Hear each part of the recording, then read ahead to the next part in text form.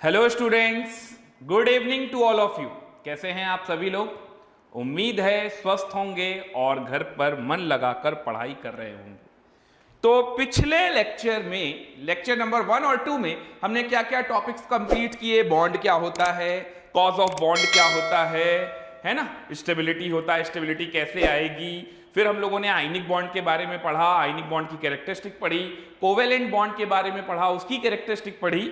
और मैंने आपसे कहा था कि आयनिक कोवेलेंट कोऑर्डिनेट ये आप अच्छे से रिवाइज कर लीजिएगा, क्योंकि मैंने आपको कोई भी एक्स्ट्रा कोई चैप्टर आपको होमवर्क में नहीं दिया था।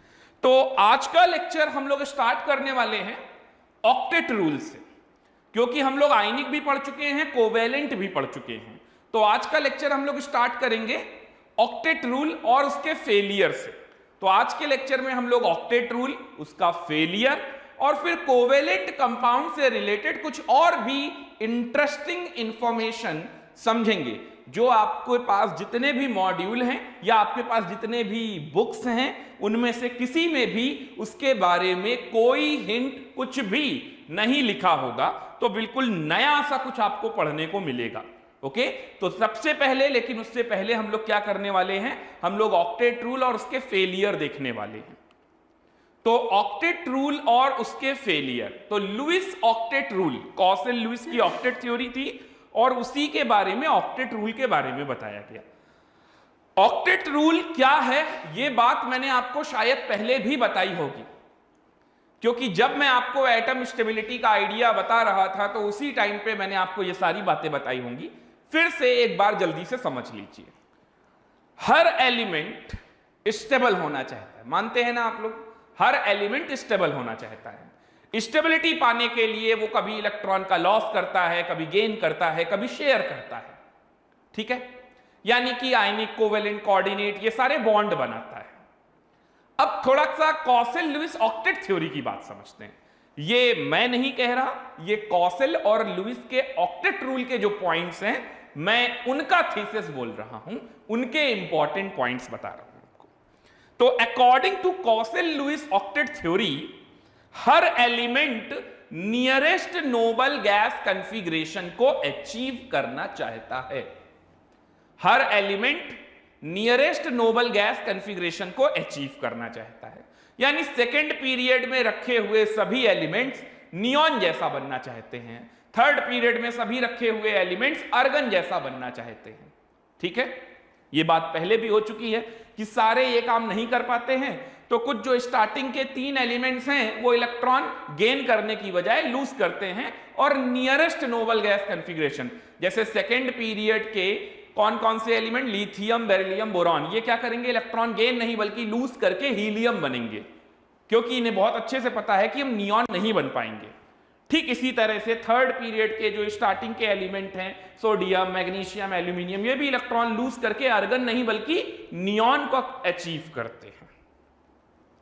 तो नियरेस्ट नोबल गैस कॉन्फ़िगरेशन को अचीव करना, ठीक है, किसी एलिमेंट के नियरेस्ट नोबल गैस कॉन्फ़िगरेशन को अचीव करने में अगर कोई एलिमेंट अपनी आउटर मोस्ट शेल में 8 इलेक्ट्रॉन लाता है, 8, तो 8 इलेक्ट्रॉन, ऑक्टेट का मतलब having 8 electron in the valence shell, outer most shell, इसी को क्या बोलते हैं, ऑक्टेट रूल।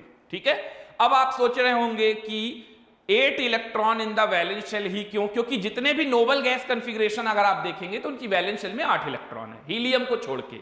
तो हीलियम का क्या है, ड्यूप्लेट कंप्लीट है, सेट ऑफ 2 इलेक्ट्रॉन। तो कई सारे एलिमेंट ये भी करते हैं कि वो अपना इलेक्ट्रॉन लूज करके हीलियम जैसा बनते हैं। अब जैसे हाइड्रोजन है, तो हाइड्रोजन के पास तो एक ही इलेक्ट्रॉन है, तो वो भी एक इलेक्ट्रॉन गेन करके क्या बनना चाहता है, हीलियम जैसा बनना चाहता है। ठीक है ना? तो अब बात करते हैं ऑक्टेट रूल के बारे में। तो हम लोगों ने ऑक्टेट क्या होता है ये समझ लिया। ऑक्टेट रूल के जो मेन पॉइंट्स हैं एक एक करके जल्दी से उसको समझ लेते हैं। तो हर एलिमेंट स्टेबल होना चाहता है, स्टेबल होने के लिए वो नियरेस्ट नोबल गैस कॉन्फ़िगरेशन पाना चाहता है। Having 8 electron in the valence shell is called octet. और कॉसेल और लुईस का ये कहना था कि जिसके पास भी आउटर मोस्ट शेल में 8 इलेक्ट्रॉन हैं वो स्टेबल है। क्यों? क्योंकि उसका कॉन्फ़िगरेशन नोबल गैस कॉन्फ़िगरेशन से मैच करता है। तो वो स्टेबल है। ठीक है, बस यही पॉइंट गड़बड़ था। कॉसल लुईस का यह कहना था कि जिसके पास भी 8 इलेक्ट्रॉन हैं, यानी उन्होंने स्टेबिलिटी का एक पैरामीटर बना दिया, एक क्राइटेरिया बना दिया कि भाई अगर आपको स्टेबल होना है तो आपकी अपनी आउटर मोस्ट शेल में या तो 2 इलेक्ट्रॉन ड्यूप्लेट या फिर 8 इलेक्ट्रॉन ऑक्टेट। तो ड्यूप्लेट शो करने वाले तो 2-4 गिनती के ही हैं। तो मेन बात आती है, मेन मुद्दा फंसता है ऑक्टेट का, कि सारे के सारे एलिमेंट क्या करना चाहते हैं, ऑक्टेट कंप्लीट करना चाहते हैं। तो जिसके आउटर मोस्ट शेल में 8 इलेक्ट्रॉन है वो स्टेबल है, और जिसके आउटर मोस्ट शेल में 8 इलेक्ट्रॉन नहीं है वो अनस्टेबल है। यह कहना था कॉसल लुईस का, और यही कंट्राडिक्शन बना, और यही इनका ड्रॉबैक भी बनेगा। ठीक है, इसीलिए हम लोग ड्रॉबैक भी पढ़ेंगे। तो जरा जल्दी से ये पॉइंट नोट करते जाइए। Every atom has a tendency to complete its octet. Octet का मतलब मैंने आपको बता दिया। Hydrogen has a tendency to complete its duplet. Duplet का भी मतलब मैंने आपको बता दिया, 2 electron. To acquire inert gas configuration atom lose gain और शेयर द इलेक्ट्रॉन। बिल्कुल सही बात है।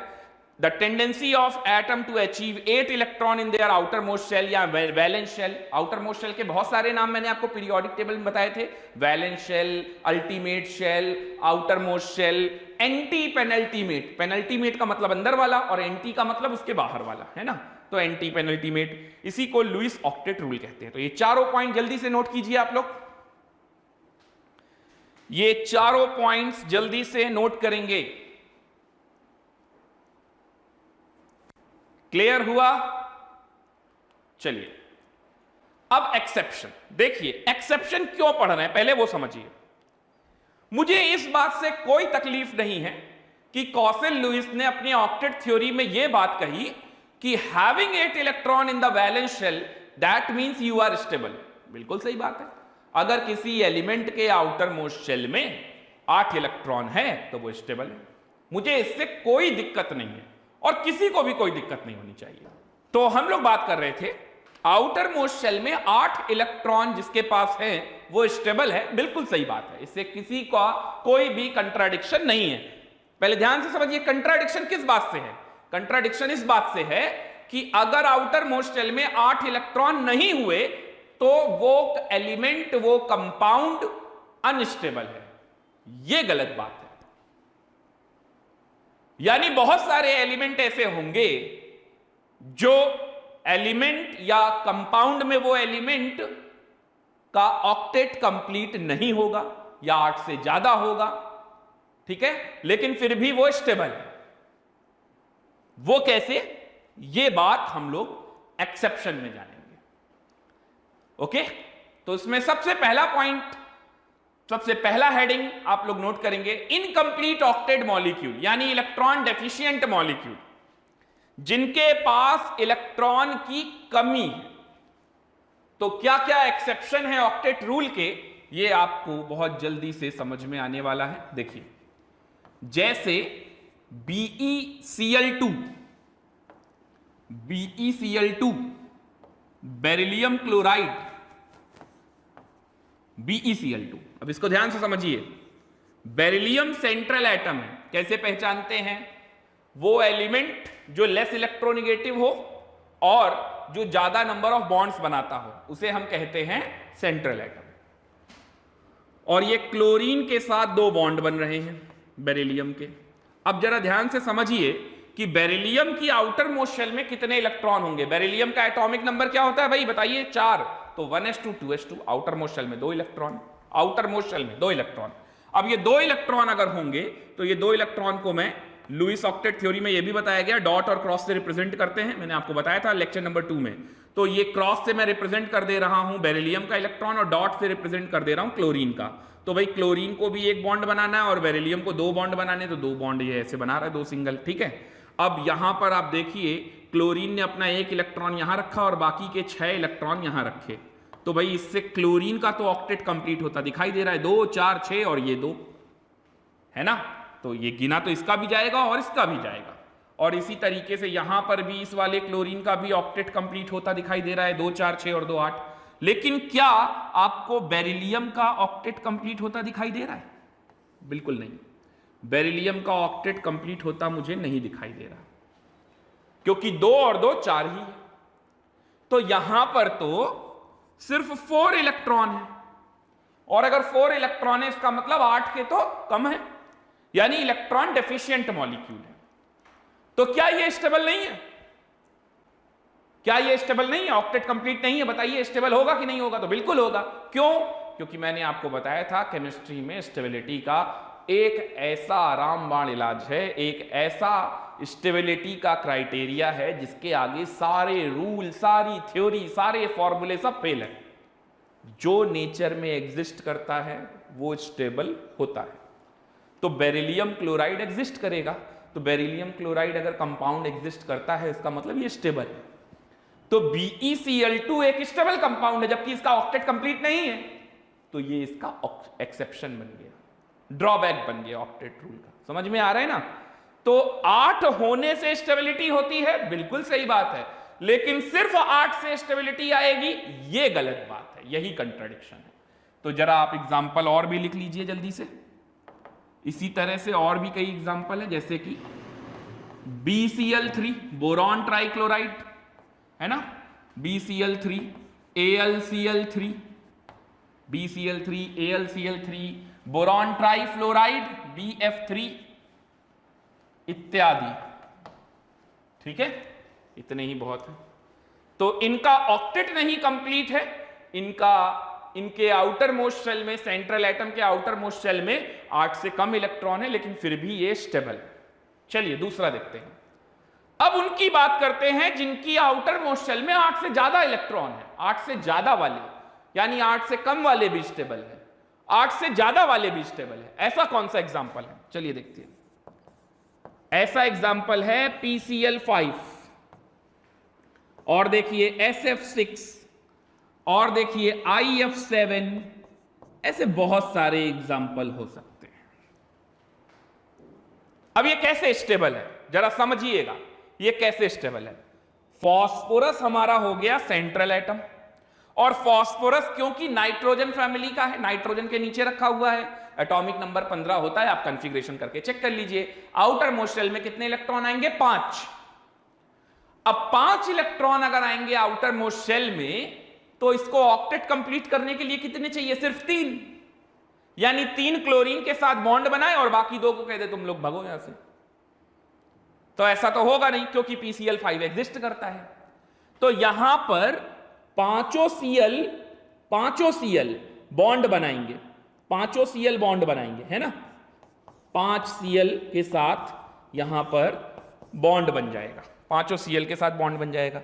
अब आप सोचिए, अगर फास्फोरस अपना एक एक इलेक्ट्रॉन हर एक क्लोरीन के साथ शेयर करेगा, तो 5 तो इसके इलेक्ट्रॉन हैं ही, और 5 आ गए शेयरिंग से। तो बताइए कितने हो गए? ये इलेक्ट्रॉन कितने हो गए? 10। अब बताइए 10 इलेक्ट्रॉन हो गए तो क्या हुआ? ऑक्टेट से ज्यादा निकल गया कि नहीं? लेकिन स्टेबल। सिमिलरली SF6, सल्फर के आउटर मोस्ट शेल में कितने इलेक्ट्रॉन है? 6। और सोचिए अगर F6 6 बॉन्ड बना दे फ्लोरीन के साथ, 6 सिंगल बॉन्ड बना दे, तो 6 ही इलेक्ट्रॉन मुझे शेयरिंग से मिल जाएंगे। तो कितने हो गए सल्फर की आउटर मोस्ट शेल में? 12। तो SF6 भी एग्जिस्ट करता है। IF7 आयोडीन की आउटर मोस्ट शेल में कितने इलेक्ट्रॉन होंगे? अब आयोडीन का एटॉमिक नंबर क्या होगा? अरे बेवकूफी मत करो, फ्लोरीन, क्लोरीन, ब्रोमीन, आयोडीन बताया था ना, सोयाबीन छोड़ के बाकी सारे ईन क्या होते हैं? हैलोजन। तो आयोडीन में भी तो वही हो रहा होगा, आउटर मोस्ट शेल में वैसे ही इलेक्ट्रॉन आएंगे, यानी 7, है ना, NH2NP5।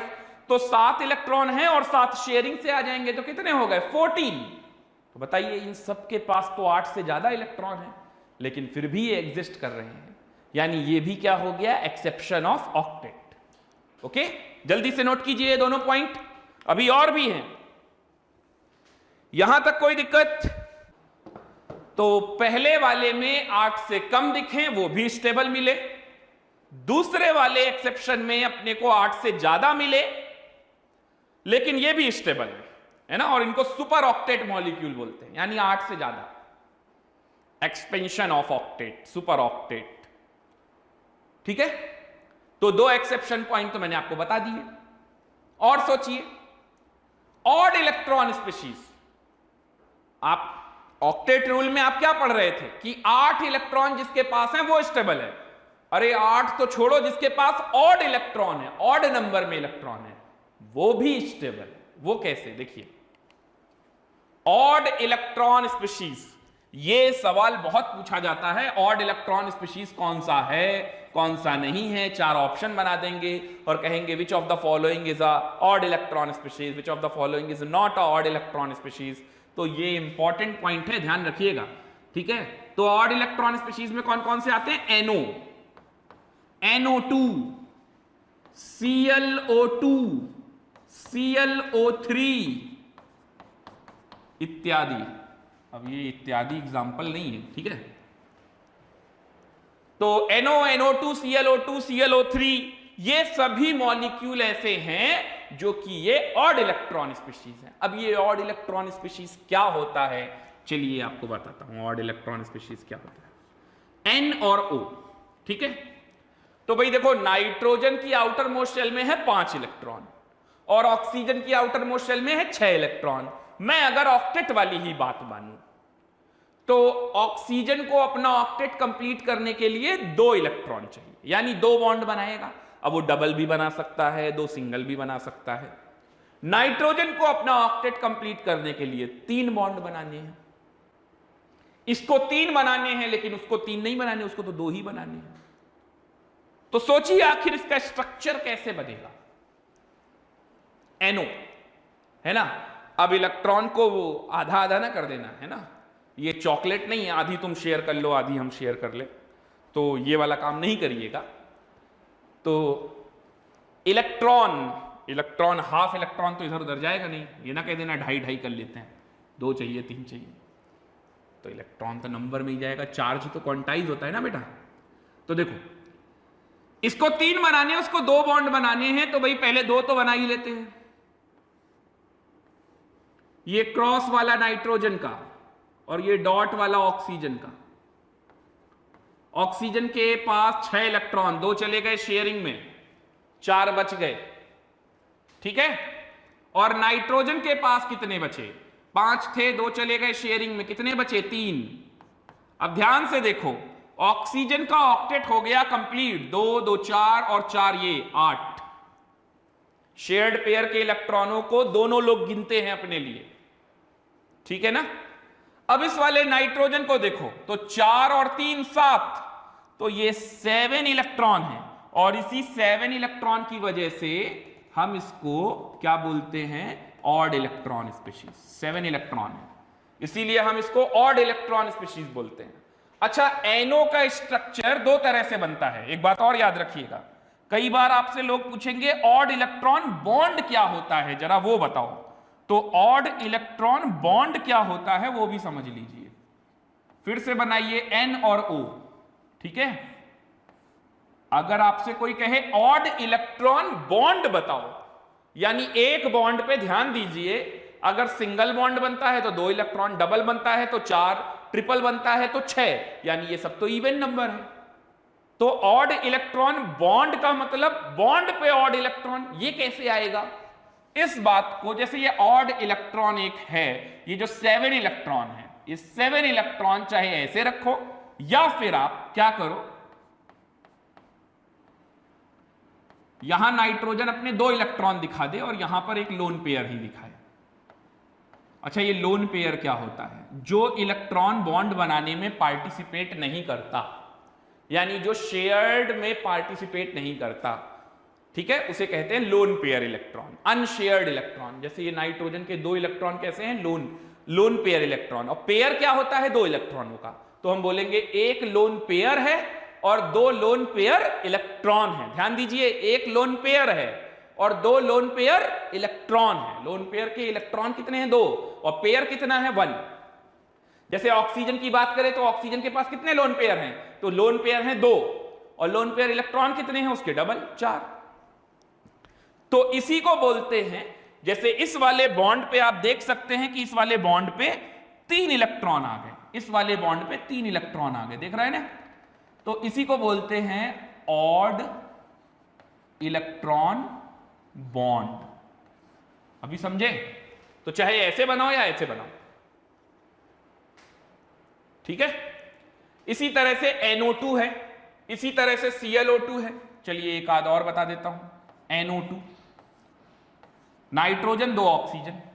अब सोचिए इस ऑक्सीजन को भी 2 इलेक्ट्रॉन, 2 बॉन्ड बनाने, उसको भी 2 बॉन्ड बनाने, लेकिन नाइट्रोजन को तो 3 ही बनाने हैं। तो भाई नाइट्रोजन डबल बॉन्ड इसके साथ बना लेगा। साथ ही साथ आप देखते जाइए सिंपल सिंपल स्ट्रक्चर कैसे बनने वाले हैं। नाइट्रोजन ने अपने 2 इलेक्ट्रॉन यहां लगाए, डबल बॉन्ड बनवाया। चलो ऑक्सीजन का तो प्रॉब्लम सॉल्व हो गया, क्योंकि ऑक्सीजन का तो ऑक्टेट कंप्लीट हो गया। अब ये बगल वाले ऑक्सीजन को ये क्या बोल रहा है कि मुझे अपना एक लोन पेयर इलेक्ट्रॉन दे दो वाया कोऑर्डिनेट बॉन्ड। ये जो एरो लगता है ना, इसको कोऑर्डिनेट कहते हैं। अभी हम लोग पढ़ेंगे भी, और आप लोगों से बोला भी था मैंने इसीलिए पढ़ने के लिए। ये कोऑर्डिनेट बॉन्ड, कोऑर्डिनेट का मतलब 2 इलेक्ट्रॉन दिए जा रहे हैं। ये डोनर एटम है, जिस तरफ डोनर, जो डोनर होता है उसकी तरफ टेल होता है, और जो एक्सेप्टर होता है उसकी तरफ हेड होता है। तो ये ऑक्सीजन का भी ऑक्टेट कंप्लीट हो गया। वो कैसे, देखिए इसके पास आउटर मोस्ट शेल में 6 इलेक्ट्रॉन थे। ये सब याद कर लीजिए। जो ग्रुप नंबर 15 वाले होते हैं उनकी वैलेंस शेल में 5 इलेक्ट्रॉन, जो ग्रुप नंबर 16 वाले होते हैं उनकी वैलेंस शेल में 6 इलेक्ट्रॉन, जो ग्रुप नंबर 17 वाले होते हैं उनकी आउटर मोस्ट शेल में 7 इलेक्ट्रॉन होते हैं। ये सब बिल्कुल अच्छे से रटा होना चाहिए, ताकि आपका पेन जल्दी जल्दी चले, भेजे से भी ज्यादा जल्दी पेन चले। ठीक है, तो ये इधर के इसका ऑक्टेट कंप्लीट, और ये देखिए 2 4 6 और ये 2 8। अब नाइट्रोजन को सोचिए, उसके पास आउटर मोस्ट शेल में कितने इलेक्ट्रॉन थे, 5। ये क्रॉस वाले 2 2 4 और एक ये बचा। तो अब सोचिए ये ऑड इलेक्ट्रॉन स्पीशीज है कि नहीं है। तो यहां पर भी अगर आप नाइट्रोजन के इलेक्ट्रॉन कितने हैं आउटर मोस्ट शेल में ये गिनेंगे, तो देखिए आउटर मोस्ट शेल में नाइट्रोजन के पास कितने इलेक्ट्रॉन हैं, इसके लिए आपको ये वाला भी गिनना पड़ेगा और शेयरिंग के इलेक्ट्रॉन भी गिनने पड़ेंगे। यानी कितने हो गए, ये गिनिए जरा, ये रहा 2 2 4 2 6 और 1 से 7। यानी अभी भी यहां पर कितने इलेक्ट्रॉन आ रहे हैं, 7 इलेक्ट्रॉन, यानी ऑड इलेक्ट्रॉन स्पीशीज। और फिर आप किसी भी बॉन्ड में 3 इलेक्ट्रॉन दिखा दोगे, किसी भी एक बॉन्ड पे 3 इलेक्ट्रॉन दिखा दोगे, तो उसको क्या बोल दिया जाएगा, ऑड इलेक्ट्रॉन बॉन्ड। क्या मैं जो बोल रहा हूं आपको मेरी बातें समझ में आ रही हैं? एक बार जल्दी से कंफर्म कीजिए। ऐसा नहीं लगना चाहिए कि मैं दीवालों को पढ़ा रहा हूं। मुझे ये बिल्कुल अच्छे से फील होना चाहिए कि मैं अपने स्टूडेंट्स को ही पढ़ा रहा हूं। यहां तक कोई प्रॉब्लम, एनी समस्या, कोई भी प्रॉब्लम हो तो अभी यहीं पर पूछ लीजिए। ऑड इलेक्ट्रॉन को लेकर कोई भी डाउट हो, कोई भी समस्या हो। तो ये था ऑड इलेक्ट्रॉन स्पीशीज। आगे बढ़ते हैं। ऑड इलेक्ट्रॉन स्पीशीज के बाद compounds of krypton and xenon. ये तो मतलब हद ही हो गई, जिसको बेस माना था ऑक्टेट। किसका होता है ऑक्टेट कंप्लीट, नोबल गैस वालों का।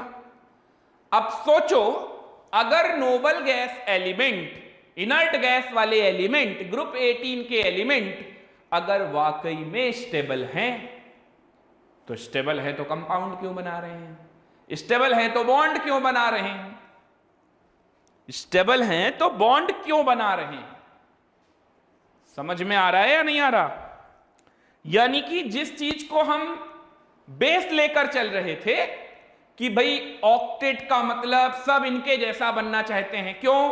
क्योंकि ये स्टेबल हो चुके हैं, नोबल गैस वाले एलिमेंट सब स्टेबल हो चुके हैं, और ये बॉन्ड बॉन्ड नहीं बनाते हैं, ये कंपाउंड नहीं बनाते हैं। क्यों? क्योंकि ये स्टेबल हो चुके हैं। तो सारे के सारे एलिमेंट क्या करना चाहते हैं, इनकी तरह बनना चाहते हैं, है ना। मतलब फाइनल डेस्टिनी उनकी क्या है, बाकी सभी एलिमेंट की, कि यार किसी तरह से नोबल गैस बन जाए, नोबल गैस कॉन्फ़िगरेशन को अचीव कर ले। बाद में पता चला रिसर्च में कि नोबल गैस के कुछ एलिमेंट खुद कंपाउंड बनाते हैं। यानी यहां से तो यह बात 100% प्रूव हो गई कि यार 8 का होना या ना होना स्टेबिलिटी के लिए कोई बहुत इंपॉर्टेंट फैक्टर ही नहीं है। अगर 8 इलेक्ट्रॉन हैं तो ठीक है, स्टेबल है, लेकिन अगर 8 इलेक्ट्रॉन नहीं है तो अनस्टेबल है। यह बिल्कुल गलत है, ऐसा कभी नहीं हो सकता। और इस बात को चैलेंज करने के लिए सबसे बेस्ट पॉइंट तो यही है कि नोबल गैस के एलिमेंट खुद कंपाउंड बनाते हैं, खुद कंपाउंड बनाते हैं। पूरे नोबल गैस में सिर्फ क्रिप्टन और ज़ीनॉन ही कंपाउंड बनाता है। यह भी बात इंपॉर्टेंट है, ध्यान रखिएगा।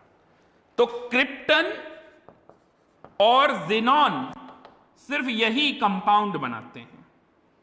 तो क्रिप्टन बनाता है क्रिप्टन डाइफ्लोराइड KrF2, और जिनॉन के तो आपने बहुत सारे सुने होंगे।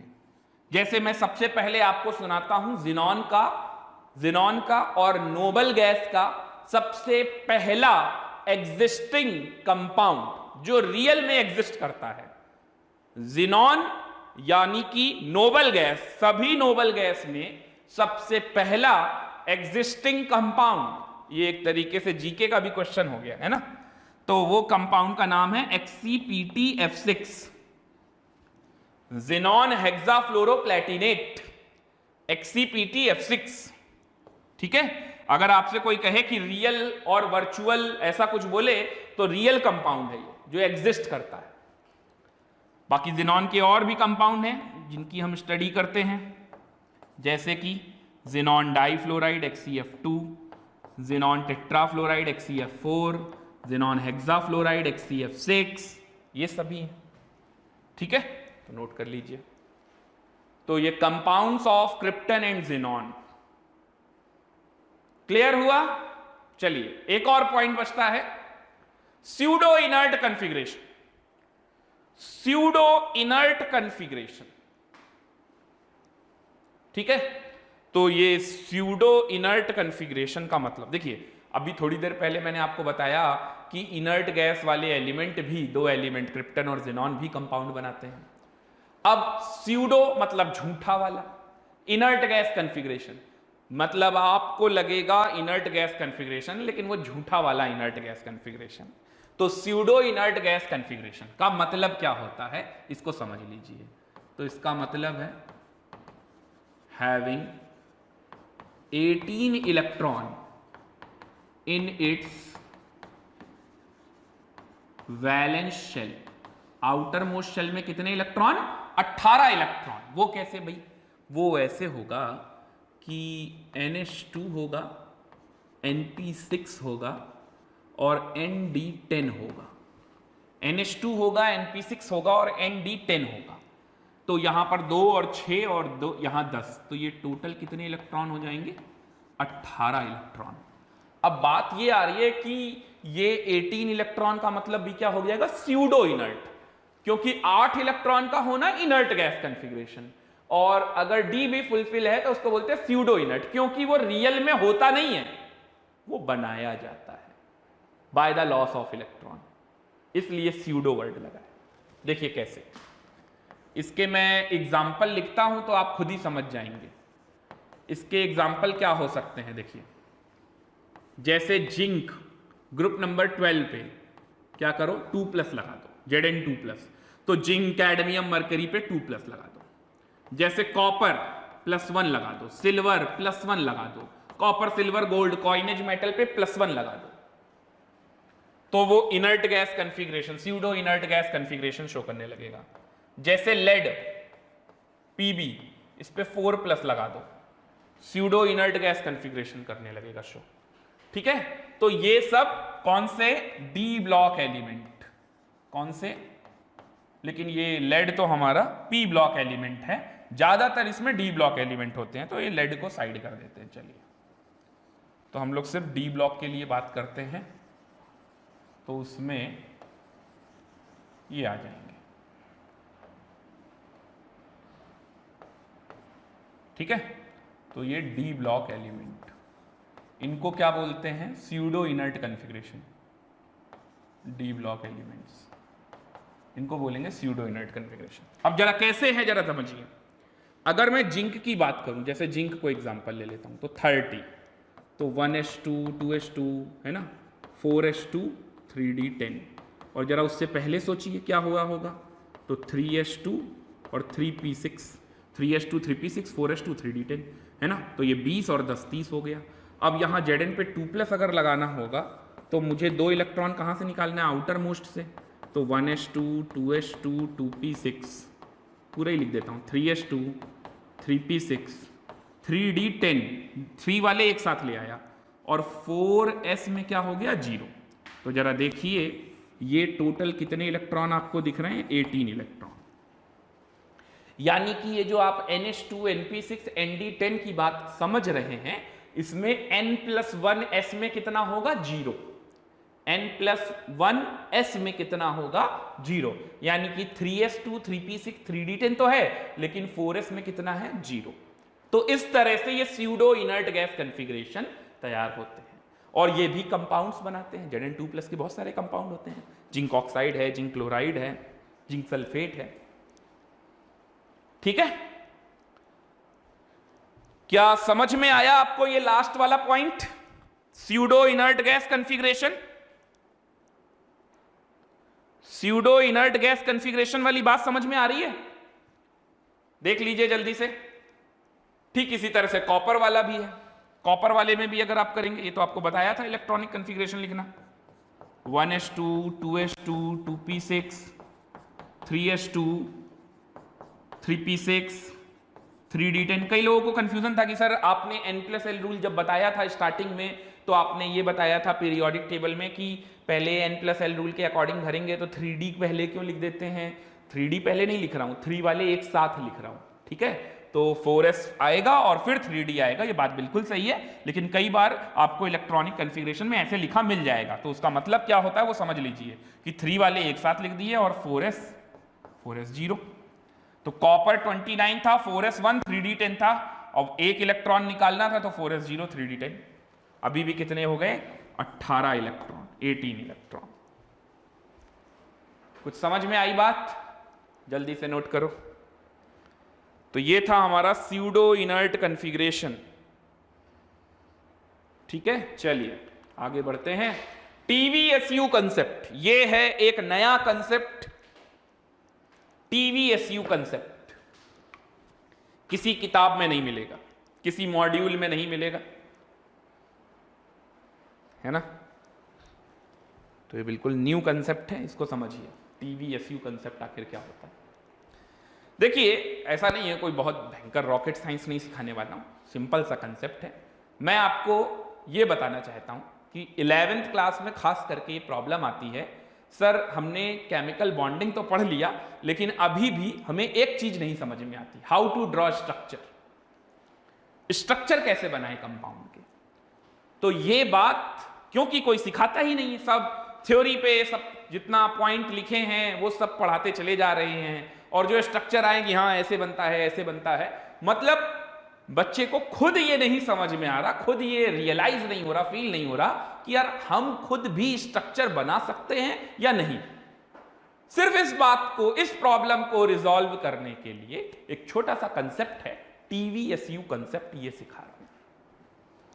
ठीक है, तो देखिए कंसेप्ट सीखने से पहले ये इंपॉर्टेंट है कि कंसेप्ट कहां लगता है और कहां नहीं लगता है। पहले तो आप ये समझिए, ये TVSU कंसेप्ट से हम क्या सीखने वाले हैं? How to draw structure. How to draw structure. क्या हम इससे सभी स्ट्रक्चर ड्रॉ कर लेंगे? बिल्कुल नहीं। इससे हम सिर्फ वो लुईस डॉट स्ट्रक्चर बना सकते हैं जो ऑक्टेट रूल को फॉलो करते हैं। मैं फिर से बोल रहा हूं, ध्यान से समझ लीजिए। इस कंसेप्ट से जो हम स्ट्रक्चर बनाना सीखेंगे, इससे हम सिर्फ सिंपल लुईस डॉट स्ट्रक्चर बनाना सीखेंगे जो कि ऑक्टेट रूल को फॉलो करेंगे। जहां पर ऑक्टेट रूल फेल, वहां पर ये TVSU कंसेप्ट भी फेल। ठीक है, तो छोटे छोटे स्ट्रक्चर्स आखिर कैसे बनाए जाए, क्या आइडिया होना चाहिए, कैसे सीखेंगे, उस बारे में मैं आपको TVSU कंसेप्ट आपको हेल्प करेगा। फिर बड़े बड़े स्ट्रक्चर सर कैसे बनाएंगे, वहां पर क्या प्रॉब्लम होगा, जब हम जेई और नीट का पेपर देंगे तो वहां पर तो अपने को बड़े बड़े स्ट्रक्चर्स में पूछा जाएगा, तो उसके लिए आपको थोड़ा सा पेशेंस रखना पड़ेगा। और आगे जब मैं अभी आपको हाइब्रिडाइजेशन थ्योरी पढ़ाऊंगा तो वहां आपको shape, geometry, bond angle, structure, सारी बातें सिखाऊंगा, तो आपको वो सारी चीजें भी समझ में आ जाएंगी। ठीक है, थोड़े बहुत स्ट्रक्चर और भी हैं जो कि आपको 12th क्लास में कोऑर्डिनेशन कंपाउंड जब आप पढ़ेंगे तो और अच्छे से समझ में आ जाएगा। तो इस तरह से आप स्ट्रक्चर में बिल्कुल परफेक्ट हो जाएंगे, है ना। तो तो 70% से 80% मैं बोल सकता हूं कि आपको इसी चैप्टर में कंप्लीशन हो जाएगा, यानी आपको 80% तक स्ट्रक्चर बनाना आ जाएगा जब आप हाइब्रिडाइजेशन वाला कंसेप्ट पूरा सीख जाओगे। और जो 20% है वो वहीं पे फंसाया ही जाएगा जब कोऑर्डिनेशन कंपाउंड के स्ट्रक्चर आएंगे, तो जब वो भी सीख जाओगे तो सारी परफेक्शन आ जाएगी। एक दिन में कोई परफेक्ट नहीं बनता है ना, तो थोड़ा टाइम लगेगा। अब यहां पर सीखते हैं टीवीएसयू कंसेप्ट से सिंपल लुईस डॉट स्ट्रक्चर कैसे बनाएंगे। और आखिर ये टीवीएसयू है क्या? ये टीवीएस क्या वो मोटरसाइकिल वाला ब्रांड है क्या? ऐसा कुछ नहीं है। तो टीवीएसयू क्या होता है जरा उसको लिखते जाइए। तो सबसे पहला है टी। टी का मतलब है total number of electron, total number of electron. ठीक है, यहां पर आपको मान के चलना है कि ऑक्टेट और ड्यूप्लेट कंप्लीट है। अभी बताता हूं इसका मतलब क्या है, आपको थोड़ा कम समझ में आ रहा होगा। एज्यूमिंग, अभी बस जैसे जैसे मैं लिखते जा रहा हूं वैसे वैसे आप भी लिखते जाइए।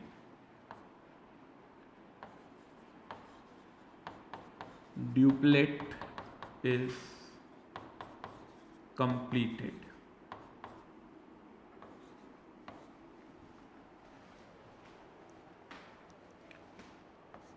टी के बाद आते हैं वी। वी क्या है? नंबर ऑफ वैलेंस इलेक्ट्रॉन, यानी वैलेंस शेल में जो इलेक्ट्रॉन है, टीवी। अब आते हैं एस के बारे में। तो ये एस क्या होता है? तो S number of shared electron, और S इज इक्वल टू होता है, ऊपर वाले दोनों को लेस कर दीजिए, T minus V. T minus V को कहते हैं S। ठीक है, इन दोनों को लेस कर दीजिए। इसके बाद आता है U, number of unshared electron, और आप इसको कह सकते हैं लोन पेयर इलेक्ट्रॉन। और U का फॉर्मूला होता है, ऊपर वाले जो दो हैं उनको लेस कर दीजिए, V minus S, valence minus shared. तो ये है टीवीएसयू का मतलब, total number of electron, valence number of electron, shared electron और लोन पेयर इलेक्ट्रॉन यानी अनशेयर्ड। एस और यू का फॉर्मूला भी आपके सामने है। इसके साथ साथ आप कंडीशन जरूर लिख लीजिए, it is valid only for simple Lewis dot structure. It is valid only for simple Lewis dot structure. और अगर ये सिर्फ सिंपल लुईस डॉट स्ट्रक्चर पर बेस्ड है, यानी ये ऑक्टेट पर बेस्ड है। It is only applicable if octet rule followed. It is only applicable if octet rule follows. Note कर लिया? तो क्या आपको नंबर ये समझ में आ रहे हैं? लेटर्स का मतलब क्या है? टी वी एस यू, और ये एस कैसे आएगा? T minus we. यू कैसे आएगा? यू आएगा वी माइनस एस करके। अब ये जो एज्यूमिंग ऑक्टेट या ड्यूप्लेट की बात है वो सिर्फ पहले वाले में है, बाकी किसी में नहीं है। आपको मान लेना है कि एलिमेंट का ऑक्टेट कंप्लीट हो गया है या ड्यूप्लेट कंप्लीट हो गया है, उसके अकॉर्डिंग आपको लिखना होगा टोटल नंबर ऑफ इलेक्ट्रॉन। चलिए मैं आपको एग्जाम्पल से इस बात की जानकारी देता हूं, तो इसके लिए आप एग्जाम्पल नोट करते जाइए।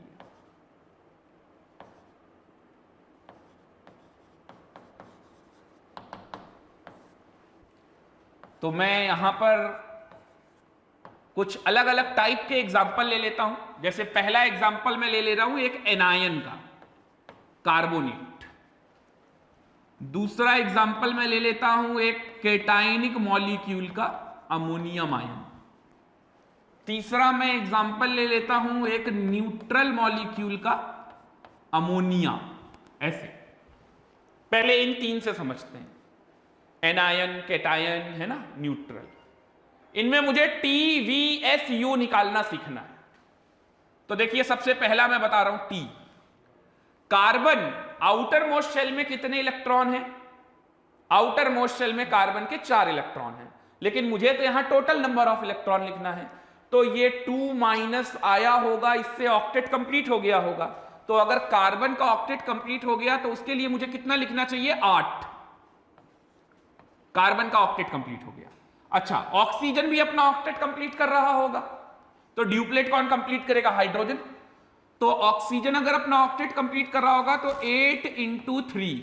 अब ये 2 इलेक्ट्रॉन 2 माइनस, इसको नहीं लिखिएगा, क्यों? इसी की मदद से तो ऑक्टेट कंप्लीट हुआ होगा। तो ये 8 4 जा एक तरीके से कितना हो गया? 32। ध्यान से समझिए, आपको सब समझ में आ जाएगा। अब बारी आती है V की, valence electron. Outer most shell में कितने इलेक्ट्रॉन है?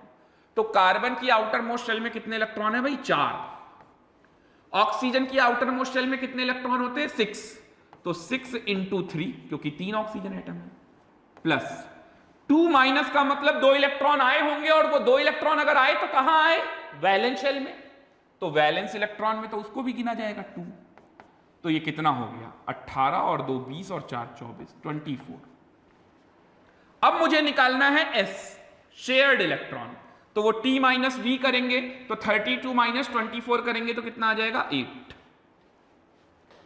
8 आ जाएगा। और फिर मुझे निकालना है U, तो 24 माइनस 8 करेंगे तो कितना आ जाएगा? 16। तो ये मेरे पास एक आइडिया लग गया कि कितने शेयर्ड में लग रहे होंगे, कितने अनशेयर्ड में लग रहे होंगे। तो इसकी मदद से मैं सिंपल लुईस डॉट स्ट्रक्चर बना सकता हूं। तो भाई स्ट्रक्चर कैसा है? कार्बन को सेंटर में रखिए, 3 ऑक्सीजन है, उनको घेर लीजिए, उनसे कार्बन को घेर लीजिए, ठीक है। अब यहां पर देखिए, कार्बन को अपना ऑक्टेट रूल सब हर जगह फॉलो कर रहा है। तो कार्बन को 4 बॉन्ड बनाने हैं, 4 इलेक्ट्रॉन की कमी है, और ऑक्सीजन को 2-2 बॉन्ड बनाने हैं, 2-2 इलेक्ट्रॉन की कमी है, ठीक है।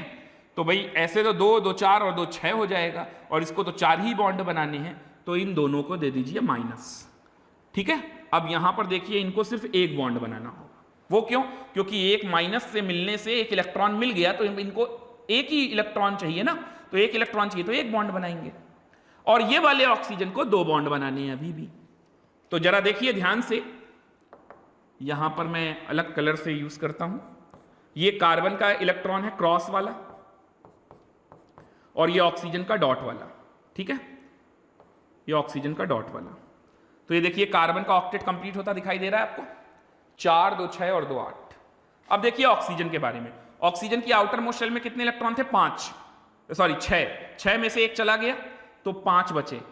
1 चला गया शेयरिंग में तो 5 बचे ना, 1 2 3 4 5, और 1 इलेक्ट्रॉन ये वाला जो आया, इसी तरह से 1 इलेक्ट्रॉन ये वाला जो यहां आया, और यहां बाकी के 5, और यहां पर 2 लग गए तो शेयरिंग में कितने आ गए?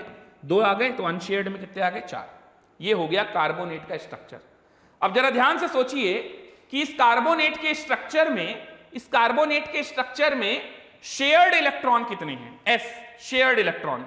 तो शेयर्ड इलेक्ट्रॉन 1 2 3 4 5 6 7 8, ये 8 इलेक्ट्रॉन ही शेयर्ड इलेक्ट्रॉन है। ध्यान से देखिए, ये 8 इलेक्ट्रॉन कितने हो गए? शेयर्ड, मिल गया। अच्छा चलिए अनशेयर्ड गिनते हैं। अनशेयर्ड, शेयर्ड और अनशेयर्ड से अपने को समझ में आ जाएगा। अनशेयर्ड बता रहा है 16, तो देखिए 4 ये हो गए, कार्बन के पास तो कोई है नहीं, 4 ये हो गए, 5 ये हो गए, 5 और 5 10 और 2 12 और 2 14, 14, ये तो 14 ही हुए, लेकिन इनको भी तो गिनो, 14 और 2 16, तो ये इससे मैच हो। तो इस तरह से 16 अनशेयर्ड इलेक्ट्रॉन। कुछ समझ में बात आई? तो इन एग्जाम्पल्स से और ये टीवीएसयू कंसेप्ट से आप ये समझ जाएंगे कि आपको कैसे सिंपल लुईस डॉट स्ट्रक्चर बनाना है। क्या यहां तक किसी को कोई प्रॉब्लम, कोई डाउट? अगर है तो जल्दी से बताइए। छोटे छोटे स्ट्रक्चर बनाना समझ में आ रहा है? देख लीजिए, ये अच्छे से समझ लीजिए, क्योंकि ये छोटी सी बात समझना आपके लिए जरूरी है, और ये जरूरी 11th क्लास में है। अब आप सोचो 12th या 12th पास आउट में आप ये अगर पढ़ोगे या ड्रॉपर बैच में क्या मुझे सिखाना चाहिए इस तरीके का कुछ? कभी नहीं सिखाना चाहिए कि ये भाई छोटा स्ट्रक्चर कार्बोनेट का कैसे बनेगा और कितने इलेक्ट्रॉन आएंगे कितने नहीं आएंगे। तो ड्रॉपर बैच में नहीं सिखाता हूं, कभी नहीं सिखाता हूं, है ना, क्योंकि ये तो बच्चों को आना ही चाहिए यार, 12th पास आउट वाले बच्चे हैं। बट आए कहां से? 11th में भी नहीं पढ़ा, 12th में किसी ने पढ़ाया नहीं, 12th पास आउट में बैठ गए तो वहां पर भी नहीं आया। तो ये छोटी छोटी चीजें 11th में ही सीखनी, इसी को बेस कहते हैं। चलिए अमोनियम आयन पे लगाते हैं यही कंसेप्ट, अमोनियम आयन पे यही कंसेप्ट लगाते हैं।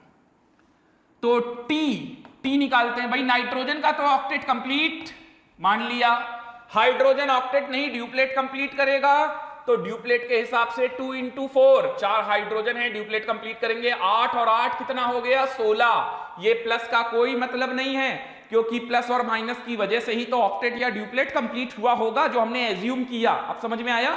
एज्यूमिंग ऑक्टेट और ड्यूप्लेट कंप्लीटेड। आगे बात करते हैं। V valence electron. नाइट्रोजन की आउटर मोस्ट शेल में कितने इलेक्ट्रॉन है? 5। हाइड्रोजन की आउटर मोस्ट शेल में कितने हैं? 1 और 4 हो गए तो 4, और साथ में +1 है, तो इसका मतलब 1 इलेक्ट्रॉन का लॉस हुआ, तो -1 कर दीजिए। तो 9 - 1 कितना आ गया? 8 इलेक्ट्रॉन। तो अब S कितना हो जाएगा? आप खुद ही समझदार हैं, 16 - 8, और U कितना आ जाएगा? 0। चलिए स्ट्रक्चर बना के देखते हैं। तो नाइट्रोजन सेंट्रल एटम सेंटर में रखिए, हाइड्रोजन सेंट्रल एटम कैसे पहचानते हैं? समझ में आ रहा है ना? जो लेस इलेक्ट्रोनिगेटिव हो, हाइड्रोजन को छोड़कर जो लेस इलेक्ट्रोनिगेटिव हो और जो ज्यादा नंबर ऑफ बॉन्ड बना ले, वही सेंट्रल एटम होता है। हालांकि कुछ लोग बेवकूफी भरा ये सेंटेंस भी बोलते हैं। क्या बोलते हैं वो भी बता दूं, आपके स्कूल टीचर हो सकता है बताएं आपको, कि जो सबसे कम बार लिखा हो, जो सबसे कम लिखा हो, वही सेंट्रल एटम है। तुक्का है, कई जगह फिट हो रहा है, देखिए वहां फिट हो रहा है, यहां फिट हो रहा है, यहां पर भी फिट हो जाएगा, लेकिन ऐसे बहुत सारे मैं एग्जांपल आपको दे सकता हूं, जो कम बार लिखा होगा वो सेंट्रल एटम नहीं होगा, है ना। तो ऐसी किसी बेवकूफी वाले सेंटेंस पे मत जाइएगा। तो NH4, अब देखिए नाइट्रोजन के पास 5 इलेक्ट्रॉन है और हाइड्रोजन को एक एक बॉन्ड बनाना है, एक एक इलेक्ट्रॉन चाहिए, और साथ में +1 भी है। तो 5 इलेक्ट्रॉन जो नाइट्रोजन के हैं ना, उसमें से एक हटा दो, कितने बचे? 4, और 4 जो बचे उन्हीं के साथ चारों बॉन्ड बना लो। ये लो, हो गया प्रॉब्लम सॉल्व। अब देखो शेयर्ड में कितने इलेक्ट्रॉन आए? 8। शेयर्ड में कितने इलेक्ट्रॉन आए? 8 आ रहा है। और लोन पेयर कितने हैं? एक भी नहीं, 0। तो ये भी मैच कर रहा है, ये भी मैच कर रहा है। क्लियर हुआ? लेकिन ये सब आपका मैच कहां तक करेगा? जहां तक ऑक्टेट रूल आपका साथ देगा। 8 और 6 14, V की वैल्यू 5 और 3 8, 5 इसमें और 3 इसमें, तो 8 हो गए। U की वैल्यू TVS, सॉरी पहले S आएगा, तो पहले S की वैल्यू 14 - 8 कितना हो गया? 6, और U की वैल्यू कितनी हो जाएगी? 2। तो अब आप स्ट्रक्चर बनाइए जरा एमोनिया का, है ना। तो नाइट्रोजन के पास आउटर मोस्ट शेल में 5 इलेक्ट्रॉन हैं, तो 5 में से 3 तो चले गए बॉन्ड बनाने और एक रह गया ये लोन पेयर।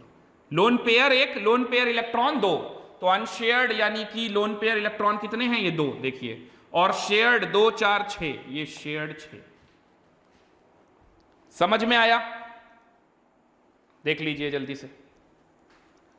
चलिए अब आप होमवर्क लिखिए, ये TVSU कंसेप्ट आपको लगाना है, ठीक है। होमवर्क में आपको क्वेश्चन दे देता हूं मैं, और भी इसी तरह से बनाइएगा आप लोग भी क्वेश्चंस। तो फर्स्ट है O3, लिखते जाइए होमवर्क। सेकंड है SO2, थर्ड है ClO4-। यहां सब ऑक्टेट रूल ही फॉलो करना है, ध्यान रहे। ClO4-। नेक्स्ट है SO4 2- सल्फेट। फिफ्थ है CO2 दिया था आपको, एक CO2 लिख लीजिए। Sixth HSO4-।